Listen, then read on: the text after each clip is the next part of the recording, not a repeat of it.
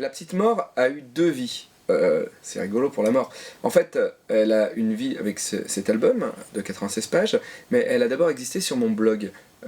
Et sur mon blog, j'avais fait une aventure un peu différente qui était en 46 pages. Pourquoi je vous parle de ça alors que normalement on est sur les pages de Buzz Aldrin?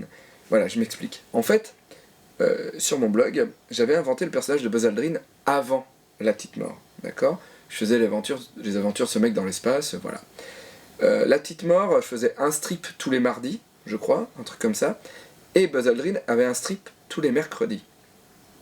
Et au bout d'un moment, j'ai plus eu d'idées pour Buzz Aldrin, et la petite mort prenait plus de place, et j'avais plus envie de faire des histoires de la petite mort. Et les deux strips étaient totalement différents, n'avaient rien à voir ensemble. Il y avait l'univers qui était même pas dessiné pareil d'ailleurs de Buzz Aldrin, comme vous pouvez le voir. Bon là c'est des fiches de correction, c'est pour ça qu'il y a des textes. Mais voilà, c'est très coloré, c'est au pinceau, enfin etc. La petite mort c'est pas du tout la même chose.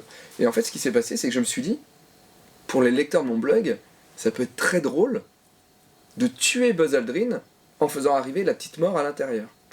Et donc les gens lisaient deux aventures différentes. Imaginez, quelqu'un lit le mardi les aventures de Spirou et Fantasio et lit le mercredi les aventures de Astérix le Gaulois, et qu'en fait d'un seul coup le mercredi Astérix se retrouve face à Spirou du jour d'avant, et que les deux histoires se lient.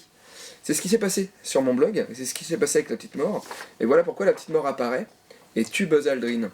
Et je me suis dit que j'avais envie de garder ça dans la bande dessinée, parce que qu'un personnage de bande dessinée qui est censé être immortel meurt tué par la petite mort, ça me paraissait très très symbolique. Voilà. Vous voyez, Spirou et Fantasio, ils existent depuis des siècles, Astérix existe depuis très longtemps, et ils ne mourront pas, et déjà ils ne vieillissent pas.